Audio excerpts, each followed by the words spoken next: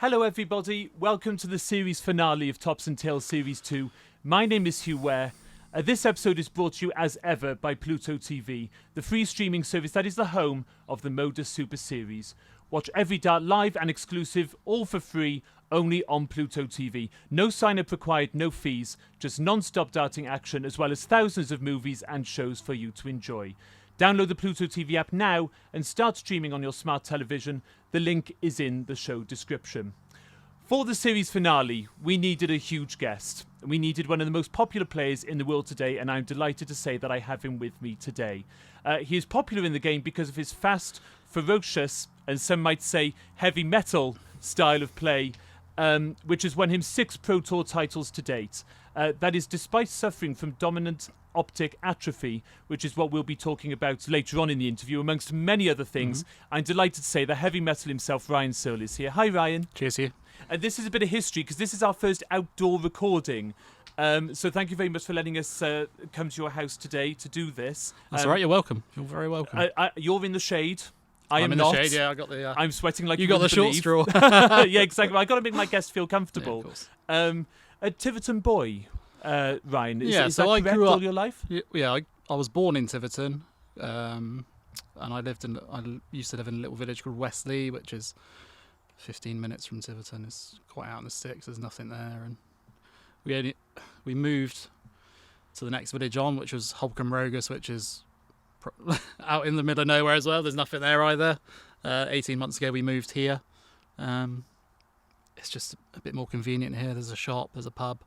Something. It's just a lot easier. There's just something, yeah. Yeah. So and it's a lot closer to the main road for me as well when I'm driving back from Dart. So it's just a lot more convenient. I mean, so my dad's from Wellington. Oh, right. My dad was born in Wellington, which is about 25-minute drive away from here, I think. Yeah, it's a bit less than that, yeah. It's about, Yeah. It's a similar distance to what Tiverton is from here. It's about 15 minutes. Okay. So we're sort of in the middle of those two, yeah. So I mentioned heavy metal like in the introduction. So a heavy metal fan all your life since you were a child. Is that fair? Yeah, I'd probably say since I was probably a teenager, 12, that sort of age. When I started skateboarding and stuff like that, that's when I really started getting into heavy metal music, stuff like Disturbed and System of a Down, and still stuff that I listen to today. So I like to listen to the music that I used to listen to back then now. Just, I don't know. Just. So what year are we talking there, right? So what sort So of era, what bands, Yeah, so I'm 37, so this would have been 20 odd years ago. 20 years ago, 2005. So back when I was, say, 14, 15, so what's that, 22 years ago. Yeah. Oh, which you is, don't look which right, is scary, don't isn't it? worry, It's I scary, know, isn't it? don't know. Time's flying, mate, honestly. Yeah, so back then, and I've been a fan ever since, really. Well, but I mean, Black Sabbath is your walk-on. So was there a big Black Sabbath influence when you were a kid as well? I mean, obviously we just lost Ozzy Osbourne, didn't we? Very sad that. Yeah, it was. Yeah, big time. Not only 2 weeks after that concert. That's the bit that I can't believe. Yeah, well, I think he did that concert because I think he knew that Yes. time was sort of running out for him a little bit. But Did you go, right? Did you manage to go? No, never. No. No. I'd like to have gone. Yeah. To Did you watch it? Because I watched it on YouTube. No, I didn't even after watch. it No, sort of- I would like to watch it though. Yeah. It's emotional watching it now. Yeah. Anyway, Anyway, sorry. Yeah. But if you onto Ozzy Osbourne, but if you look at the life that he led, he didn't do bad, did he? He didn't do bad getting to the age that he did with the life that he led and all the drugs and everything. So he didn't do bad. I think even he said himself, how I'm still alive, I don't know. I know. Like fair play to him. When he bit the head off that bat and also that. I Remember tell that? you what, yeah. Well, there's been so many like sort of Instagram reels that I've watched since he passed. From the Osbourne's reality show. Yeah. I mean, some I of the used to things watch that are that when going on. Yeah, I used to love that when I was a kid. Oh, it's so funny. Yeah. It's the bit where they got the noisy neighbours and he just throws. Yeah, he just throws something in their garden, doesn't he? Yeah, just It's smashing the window. I love that. But only he could get away with that. Yeah. I mean, if that was you or me, I know. we'd be arrested. I know, But like he could get away with so much. Yeah. But like obviously like a man who had his flaws, obviously, but like he seemed actually to be a very sort of nice man at heart. Obviously, a deeply flawed man, bits and pieces.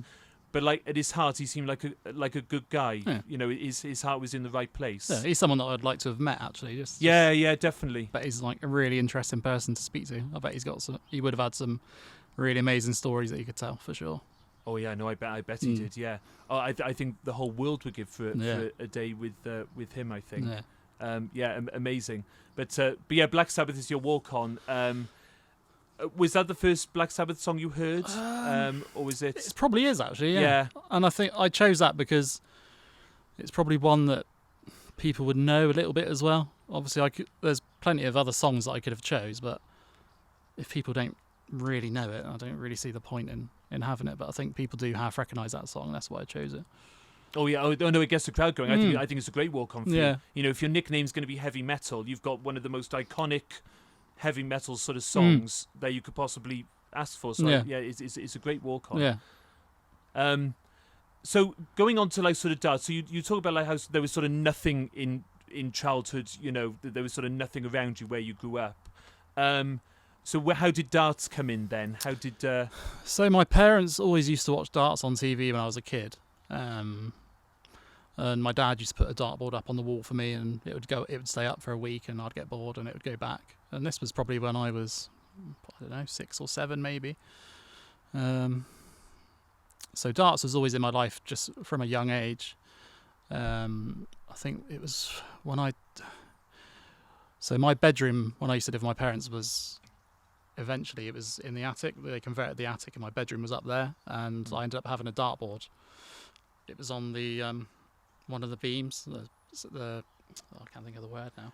Oh, like like the supporting beams, yes, supports the roof. So yeah. The main one that used to go up, there's a dartboard on there, and that was always in my bedroom then from, I don't know, the age of 12, 13 onwards. Right.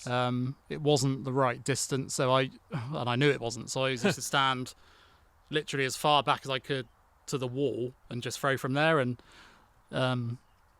even back then I could hit 180s and stuff, and I don't really think people believe that I could. But I think that helped me when I did start to play darts properly, is I already had that sort of feel for the game. Whereas if you're just starting, you haven't really got a clue. But because I used to play quite a lot in my bedroom when I was, 14, 15, I already sort of had that feel for it.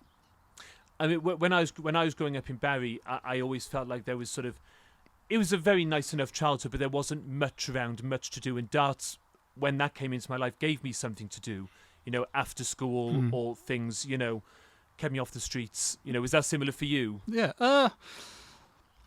kind of. To be fair, when I was that age, I was never really home. I was always out playing football with my friends, or.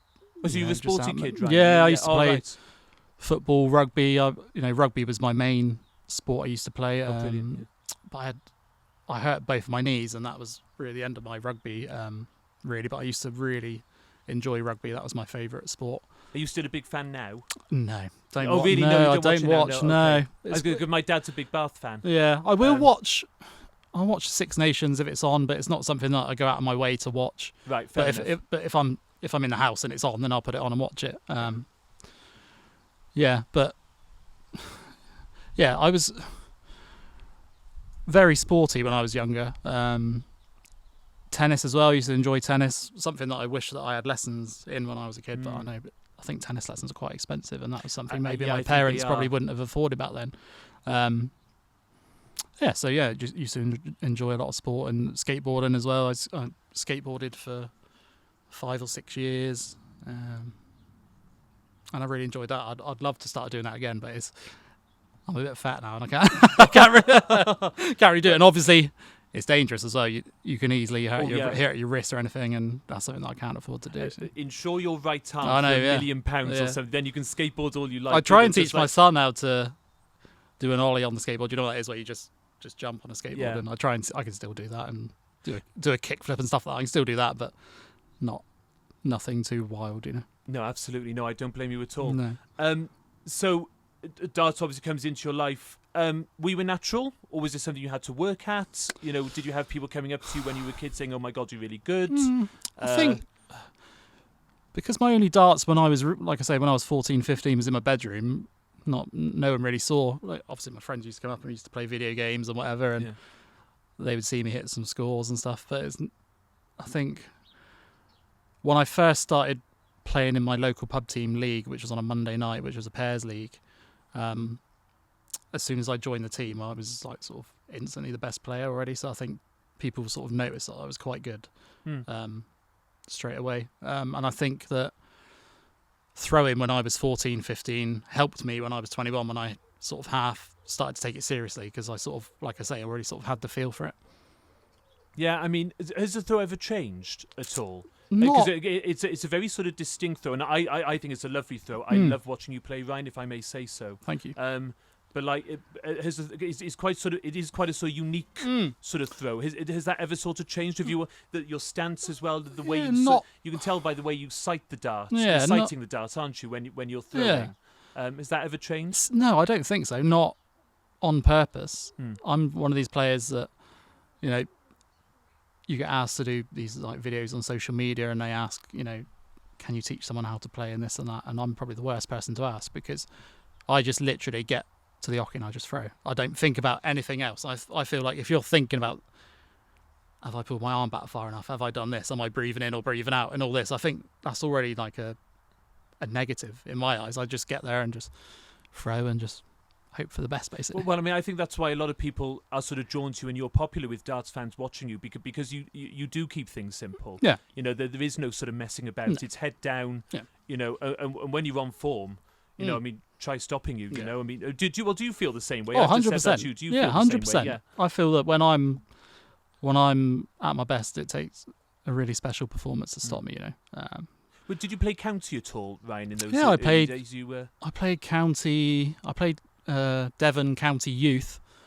I joined that late though. I was 21 when I joined, so I was turning 22 pretty soon after. So I only had, I think, 3 matches.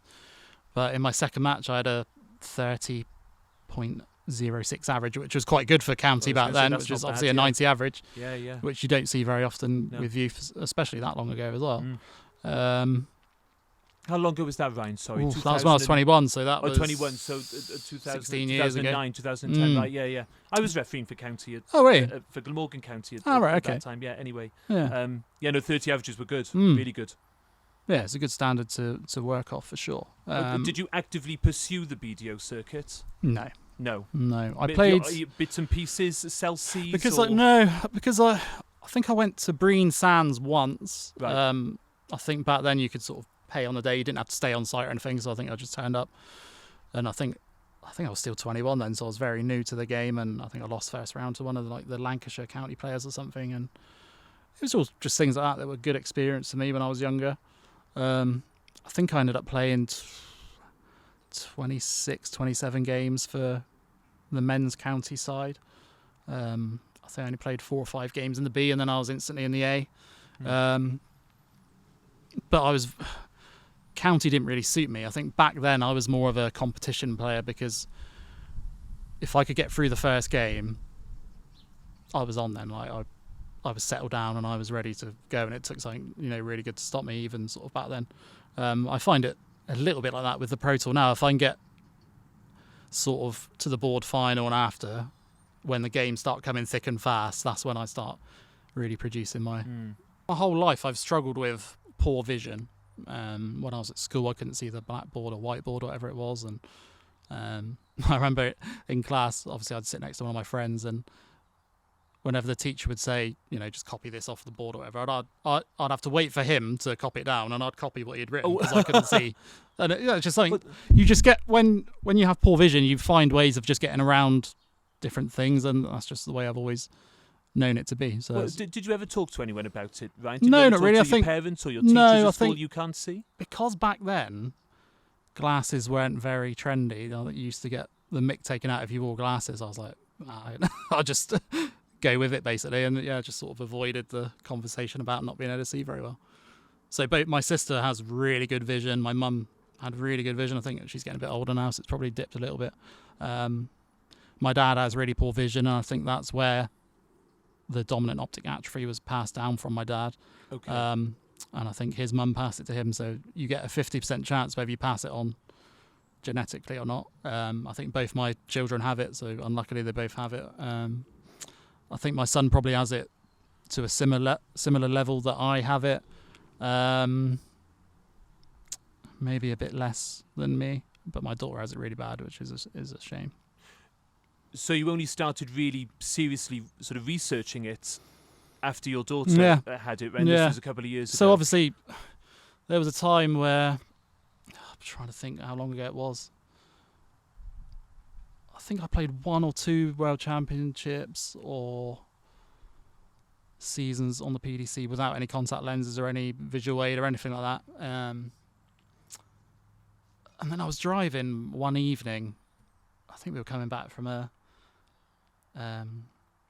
Jimmy Carr gig that we went to watch, and I was driving home that night, and I couldn't see a thing when I was driving in the dark. If there was no like white lines in the middle of the road or no white lines near the hedge, I was literally like couldn't see a thing. And I thought, I've got 2 young kids now, you can't go on. I wouldn't forgive myself if I was to crash driving my kids around in the dark or something, so booked up to go to the optician straight away after that, and they couldn't figure out why they couldn't improve my vision very much. So you wear glasses, don't you? I do for when I'm on stage. I don't tend to wear them off the stage. When I'm watching the television, then maybe I should wear them. But I don't tend to wear them for like everyday life. No. So my prescription is 1.75 my right eye and 0.75 my left eye, which is nothing.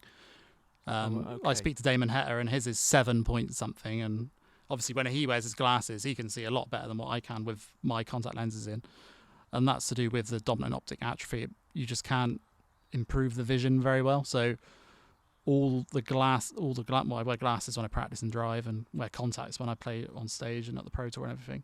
It just takes away a bit of the blurriness, so it doesn't really improve my vision so much. And it did help. That it did make a massive difference. I actually don't know how I used to play without it.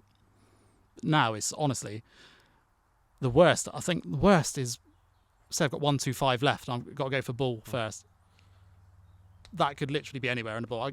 I ask pretty much every time, what have I scored there? What have I scored there? Because I don't know, it just all sort of blurs into one in the middle of the board. I don't know. It's just weird, and it's something that obviously I've always known. So. But I don't know what it'd be like to see the dartboard through a decent set of eyes, if you know what I mean. Do you know, what I keep wondering with you is, like, if your vision was better, just how good you'd be? Potentially, if you could see. Yeah. Do you know, I always think obviously, that because I'm quite a fast it's player, and, you've refereed me enough times to know that I quite often have to ask what I've scored with certain darts or whatever, and sometimes... I'll ask, and I go up to the board to get them out, and I'll look, and it's right in the middle of the treble, and I'm like, "What? How can you be asking?" But I just like to ask now, because obviously. Oh, absolutely, and so you should, right? Because that's what we're here for as referees. That's part of our job. There's no sort of judgment or things like this. No. That's what we're there to do. And it's funny on the 1-2-5. I mean, it's a terrible shot for us as well, because if someone does hit the bull, especially first dart, then the 25 could easily be covering. Yeah. So the third can't dart, see the last one. We can't see either. So we're always having to step across. Yeah. When you were diagnosed with dominant optic atrophy, how long did that take them to do? A day, a week, so I a couple haven't of weeks? officially been diagnosed with it. Okay. But because my daughter has it, and it can only be passed down, it's a hereditary condition that can only be passed down. My partner Sophie, her eyes are pretty good, so it's obviously not from her. So I'm the only source that it can come from, basically. Well, I mean, when you found that out about yourself, first of all, how did that feel, Ryan? Did all of a sudden a lot of things make sense? Yeah, it did. Was it a weight off your shoulders? Was it a relief almost in some ways? It just explained, because I was always wondering. When I first went to the opticians, I thought, oh, they're going to sort my vision out. I'm going to be able to see the board like perfect there. And when I first wore my glasses and I went to dartboard, I was like, oh, this doesn't really help a huge amount. It takes away a bit of the blurriness, but it doesn't help me see. So I was a little bit disappointed when I first got my glasses. But yeah, with that diagnosis... Sorry to interrupt, Ryan. Can you throw with the glasses? Yeah, You can throw with them. Okay. Yeah. I don't. The glasses, the dart doesn't touch my glasses or anything like that when I throw. Yeah. Sorry. So to have that properly diagnosed was actually quite a good thing, because obviously I know what it is. I know that it can't be improved.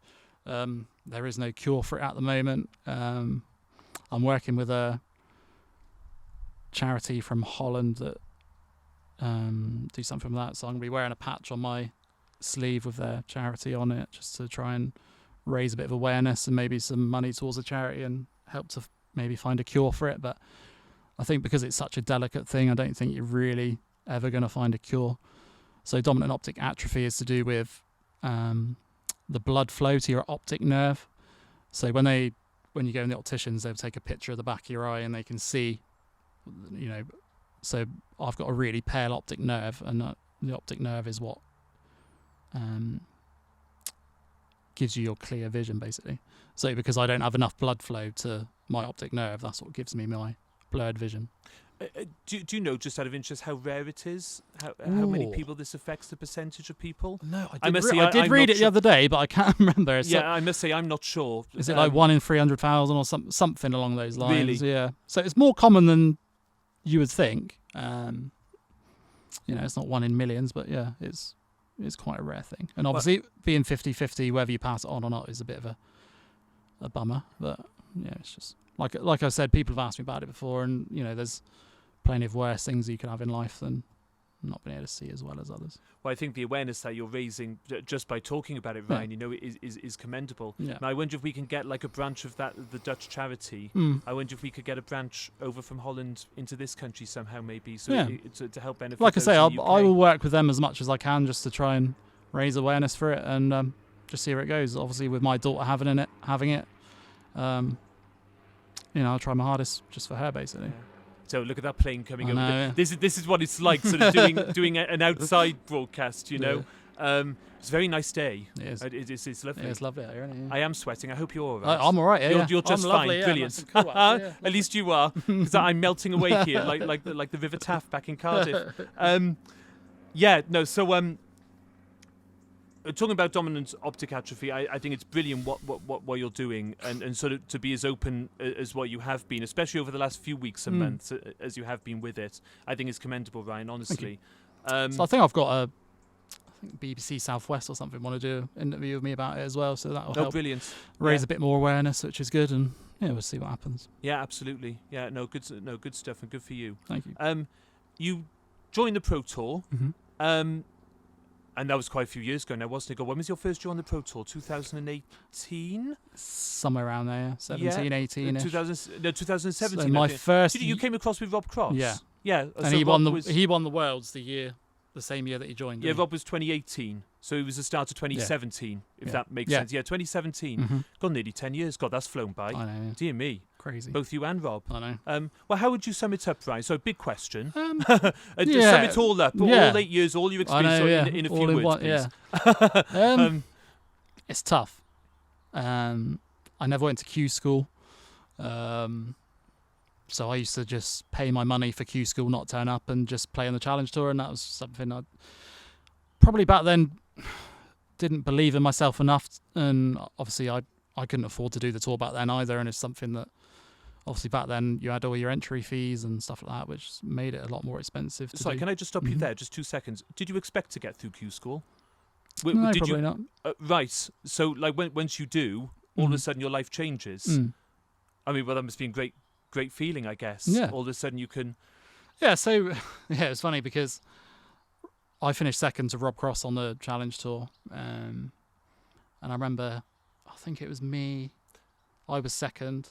I think Barry Lynn, remember Barry Lynn that got to the quarters? Was he get to the quarters of the UK Open or something? Yeah, I ref when he that beat game Gary against Anderson. Gary, I ref that, yeah. I think he ended up finishing third, and I think on it came down to the last day on whether I was going to finish second or not, but I had a little bit of a cushion.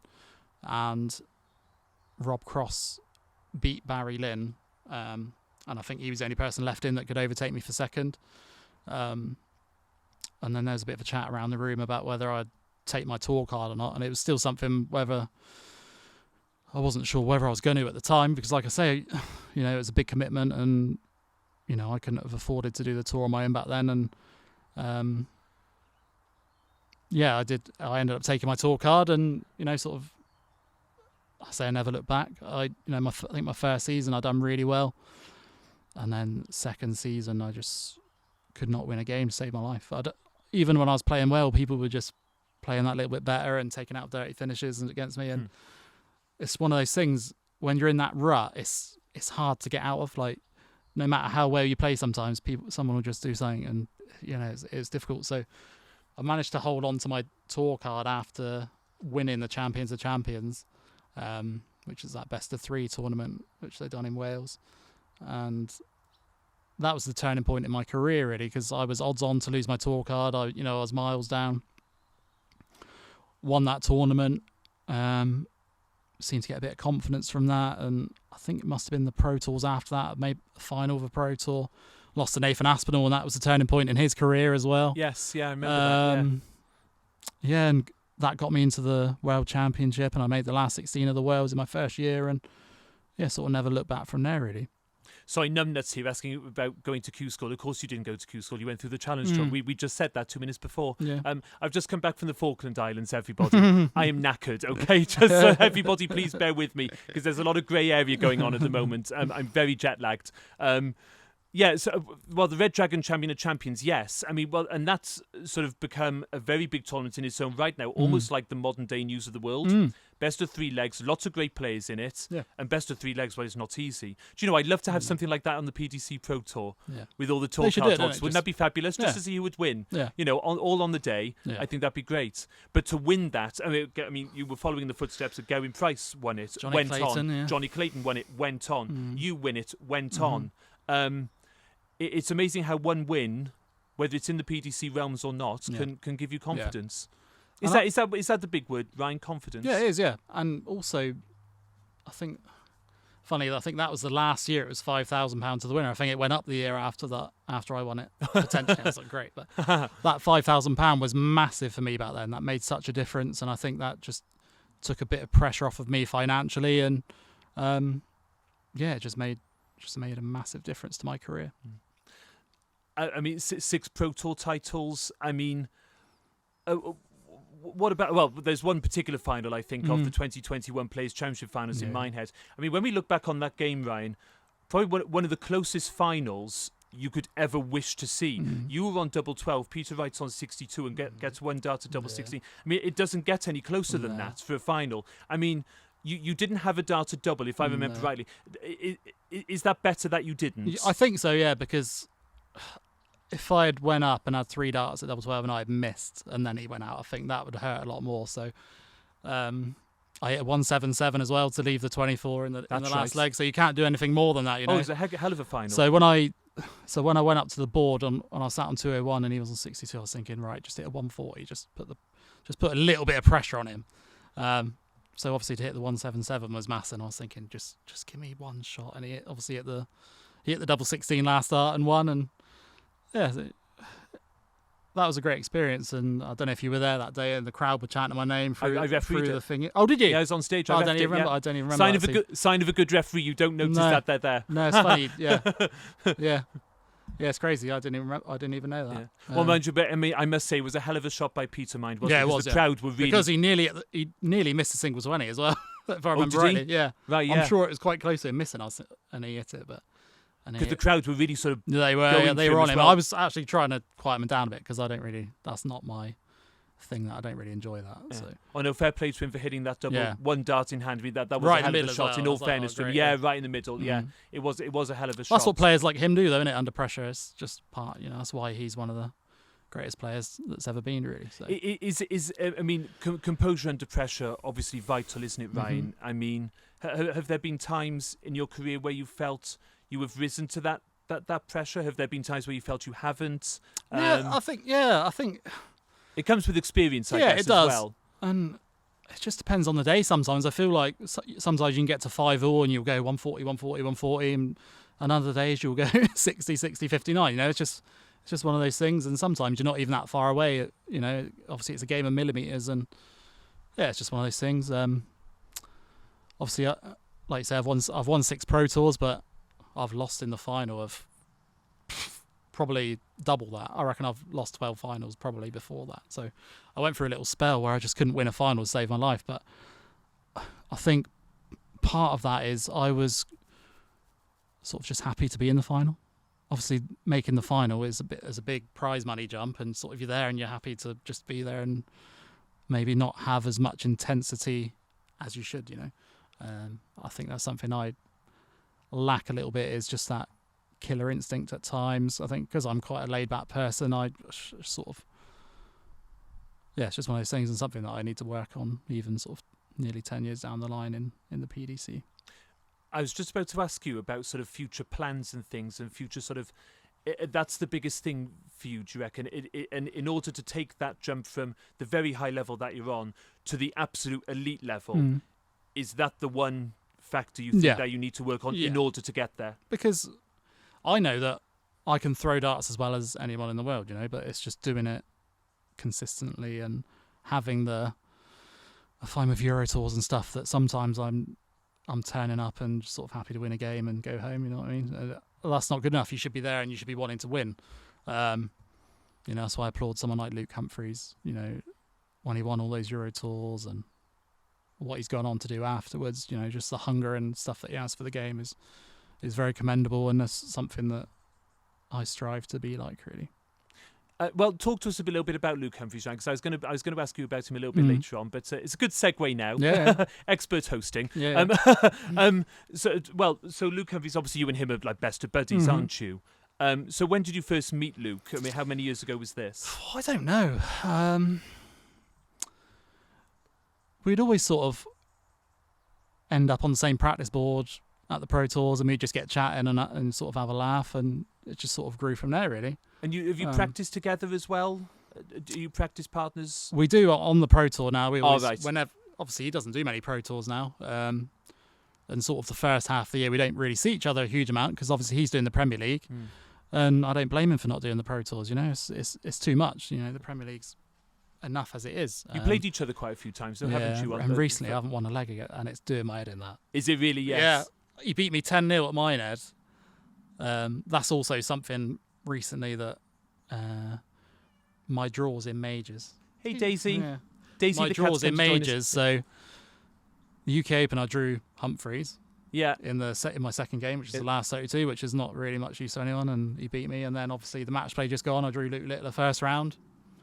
Yeah. Which, and he played fantastic. He averaged 108, or whatever it was, and it's the. Well, you played. Was it the fifth highest average ever? Oh, it was something like that, probably. Yeah. So it was a hell of a game. It started really well. Dropped off a little bit, but he was just relentless, and he wasn't really missing much, and that's credit to him. He's a fantastic player, and I feel like he's going to achieve a lot more than he has already in his short time. So going back to Luke Humphreys, yes. So like I say, we've been friends for a long time. We seem to sort of gravitate towards each other when it came to the practice boards, and we'd sort of get chatting, and now we're really good friends, and whenever at Pro Tours we always share a table, and we have a good laugh. And he's a model professional, isn't he, Ryan? What do you think? I mean, the way he's handled everything. We talk about Luke Littler, but how has Luke Humphreys handled the fame that he's had? He's a good face for darts as well, because obviously with his weight loss and everything, and his mental battles that he's had as well, and to come through it and to do what he's done, he's a great role model for people. I kind of look back to when he won the World Championship, and he was kind of overlooked, wasn't he, when Luke Littler was in the final as well. So I did feel a little bit sorry for him, because obviously he won a load of majors leading up to that and afterwards as well, and he was overlooked, which was a little bit sad. But I think speaking to Luke, and I know Luke really well, I don't think he was massively bothered by that too much. I think he kind of just took it in his stride. And obviously when he won his World Championship, I went up to watch, and a lot of people, you must know Jason from MODUS, his manager. Yes, yeah.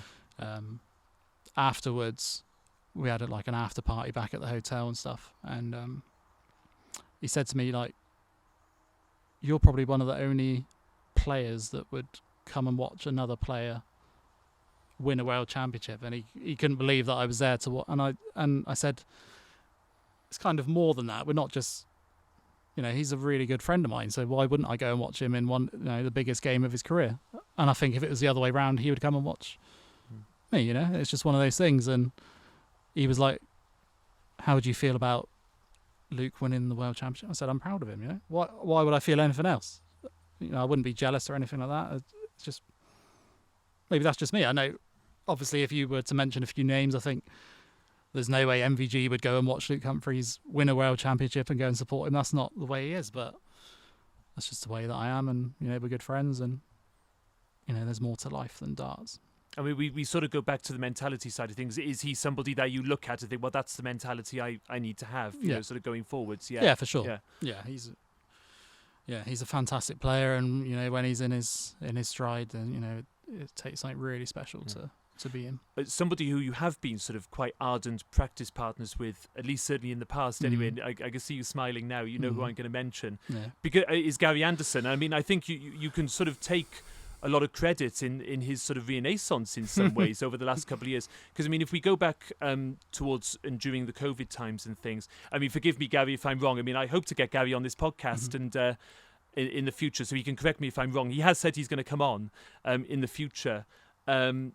But I think during the COVID times, he wasn't sort of interested anymore, wasn't playing anywhere near as well as what he is now, certainly. No. But all of a sudden, he starts practicing with you, and slowly but surely, his bug for darts comes back, his true ability starts coming back. And this is all coming from practicing with you, and he keeps referencing you in his interviews when people are asking him, how have you come back? Well, I'm practicing a lot with Ryan Searle. I'm really enjoying practicing with Ryan. What have you done to him, Ryan? What have you said? What have you done? What have it's nothing I've done. It's all, to revive Gary Anderson's top career. Yeah, it's nothing I've done. It's always been there. It's just something that obviously I think he fell out of love with the game for a little while, and it's just good to get him back on the board. And I think darts is a better place with Gary Anderson playing his best in it. So absolutely. And he absolutely. What's the cat? The cat's just coming into my chair, just walking around. Yeah, so likes me. He batters me pretty much every time we practice. Oh, really? Yeah, especially in the last. When we first started practicing, it was fairly even, and then all of a sudden, I think it was last year or the year before, I think I went nearly a year without winning a practice session. Oh gosh. Yeah. Well, does that knock your confidence? No, not really. Because we do hear stories where that does knock some people's confidence. But like you I was still playing really well on the tour. I was winning events. I was reaching loads of finals and stuff. So it wasn't really bothering me that much. I think some people who are maybe wired up a bit differently would probably say, "Oh, I'm practicing with him anymore." But me and Gary are good friends as well as practicing together. And he's one of the best players to ever play the game, and with very minimal effort as well. Without wanting to sound too nosy, not to pry too much, but did you ever have any conversations with him about his state of mind and sort of his future in the game? Did he ever sort of confide in you what he was thinking, what he was feeling? Was there a moment where he turned around to you and said, God, I'm really enjoying this again, or something like this? Yeah, he did say that he's starting to enjoy the game a lot more now, and I still believe now that he's got a major in him, and even the World Championship, I think that's something that he's more than capable of winning. You see people like Luke Humphreys and Luke Littler. I think they're the main two at the minute. I think you can put Gezi in there as well. Johnny Clayton's starting to play well again. But you can put Gary up there with them, and on his day, I don't think even they will beat him. So I think obviously I would love to see Luke Littler against Gary Anderson in a World Championship final with them both playing at their very best. I think that would be great to see. Well, they played an unbelievable game of the Grand Slam at darts semi-finals, didn't they? And I can imagine Gary would want to sort of show the young whippersnappers that the old boys have still got it. He still mentions it every now and again about that game, and I know he kicks himself a little bit because he feels he threw that game away a little bit. But fair play to Luke Littler. He's got this knack of, when he's losing, of just finding unbelievable scoring, and the amount of 180s he hits under the most extreme of pressure is something that I don't think people have really seen before. Obviously, Phil Taylor was very, very, very good. And you can't argue with all of his titles that he's won and all the stats. You look at his stats now, they live up to today's stats with everyone else. But I think Luke Littler makes it look a lot easier than Phil Taylor used to make it look, if you know what I mean. Yes, I know. Yes, I know what Taylor's you mean. Yes, was Phil a lot was more methodical, wasn't he? Like a methodical, whereas Littler, he makes it look so easy, doesn't he? Oh, he does. And I mean, it's that semi-final of the Grand Slam. What I admired about Luke coming back there was the fact that, the fact that he came back, because he was behind in that game for the vast majority of the game, and to be 31 legs of darts, the best part of 31 legs of darts, behind Gary, who's throwing everything at him, and yet you still come back to win 16-15 or 16-14, whatever it was. And it gets to the last. I mean, that was very impressive. Yeah, and it gets to the last 4 or 5 legs, and he gets 4 or 5 180s. You know. And yeah. He just finds it at the right times, and that's something that you can't really teach. I think you've either got that or you've not. Obviously, I think it was Luke Littler's first ever Pro Tour event, and I played Luke in the final, and I lost 8-7 with 111 average in a final. You know, it doesn't happen, does it? You know, and the only thing you can do is 7-all because it's first to 8. My throw, and I think I'd hit an 11 darter to break and make it 7-all, and it's my throw. I was thinking, right, I've got him here, and I start with 60, and he bangs in a 180. It's like straight away, decide a leg, and he does it all the time, doesn't he? And it's just something that, you know, fair play to him. Well, and bearing in mind he's doing that in his very first Pro Tour final, you know. And he won his first ever Euro Tour he played in as well, I believe. And yes, I think he did. Yes, I think he hit a 9 darts in the final as well. If I've got the right match, the right tournament. We're talking about generational talent, 100%, aren't we? That has lifted everybody's profiles, I think. I think everybody's sort of careers, because darts now all of a sudden has a brand new focus. Yeah. So you have a brand new focus on you that you maybe wouldn't have had before. Yeah. And I know I certainly do even. You know, I think we all do. I mean, has that been difficult to sort of, not to live with, it sounds a bit dramatic, but the amount of travelling, you know, and the amount of time away. I mean, you're a family man, Ryan, aren't you? You strike me very much as a family man. So, yeah, the travelling with the Euro Tours especially, obviously you do as much travelling as I do, and you know how tough it is. You know, and I don't mean that to sound as if you're about to start complaining or I'm about to start complaining. No. We live very good lives, and I wouldn't swap my life for the world. No, neither would I. But for a family man like yourself, you know, do you find it difficult? Yeah, I do. Yeah, right. And that's something that that's no secret. I've always said that I've struggled with all the travelling, especially Euro Tours when you're away. You know, I don't find the Pro Tours as hard because you're literally just at the motorway, aren't you? You're still in the same country, but when you're abroad and, you know, you can be playing 4 Euro Tours 4 weekends in a row sometimes, and, you know, it does get hard because you're hardly ever home, but like you say, you wouldn't never swap your life for the world, and I wouldn't swap mine either, you know, so I try not to moan about it too much, but it is tough. Future aspirations, Premier League, World Series, the Australia, Premier League New is Zealand, something, you know, all the rest of it. Yeah. New York. I don't know if I could do that flight to Australia. You know, it's a long time on a plane. It is a long time, but well, put it this way: once you get there, it's worth it. Yeah. Let's put it that way. Yeah. So a lot of the flights in Europe, anything over 2 hours, I'm like, oh god, come on. I'm like, I'm looking at my watch. I'm like, oh really, come on. But yeah, Premier League is something that I would like to say that I've played in once in the future. But yeah, just need to get some better results at majors, and I think I won't be too far away. You know, I think I've got the game. I think I'm quite entertaining to watch. You know, I'm quite fast, and yeah, I think that's something that I would like to do in the future for sure. Is that the biggest thing? Because I feel like you've sort of conquered the floor, as it were. You know what you're doing on the floor and all the rest of it.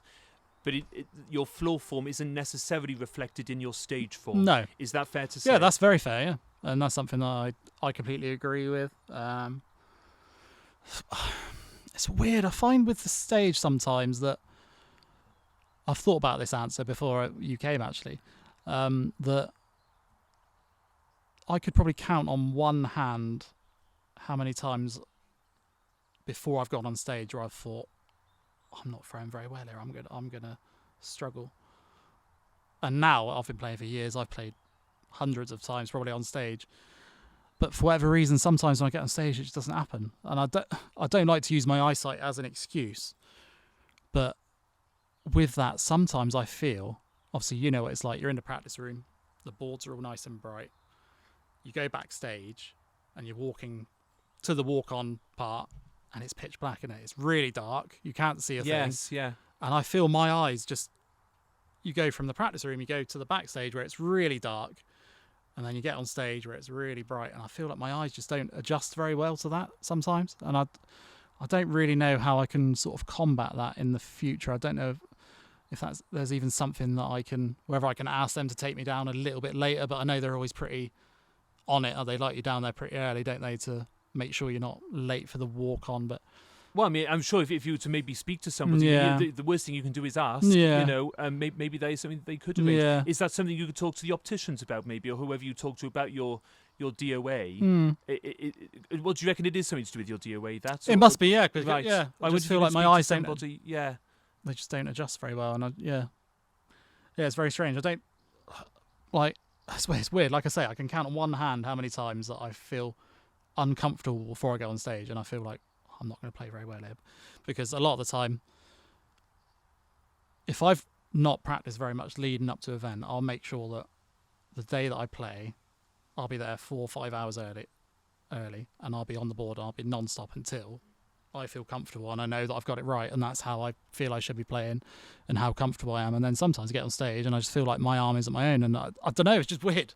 I can't really put my finger on it. The only thing that I can put it down to is my vision, but I just don't know. Don't know. And it's something that I just find very strange sometimes. Yeah. I mean, Ryan, if I may say so, with everything that you've had to face in your life, especially as far as your vision is concerned, how you are so good at darts, is commendable. It really is. It's a testament to you. Well, thank you very much for coming on for our series finale. I couldn't have thought of a better guest. You've been marvellous. Cheers, Thank mate. you Thank you very much. You're more than welcome coming.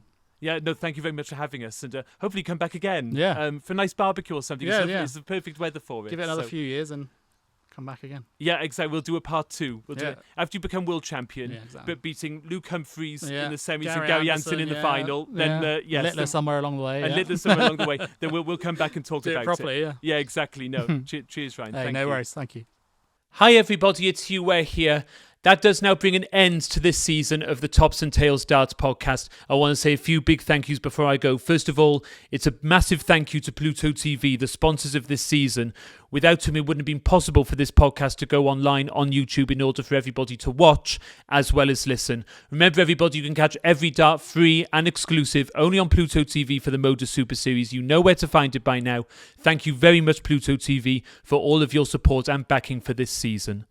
Thank you very much to my personal sponsors down at Winmore, without whom this podcast wouldn't be possible whatsoever. Thank you to the Sports Social Network. Thank you to my editor, Ian Berry. You can find him online at Berry Creative, everybody. And the last big thank you goes to all of you at home for watching and for listening, whether you've done that for 10 minutes or for all 10 episodes. So many of you have left so many lovely comments, either to me personally or on Spotify, or on Apple, on all these major podcasting platforms, or on YouTube. We have had so many lovely comments of support and encouragement from all of you, and I can't tell you how much it means to me that so many of you have enjoyed the content that we've produced. Hopefully, we'll see you again in the future for some more. But until then, keep loving the darts, take care of yourselves, and I'll see you very soon. Take care.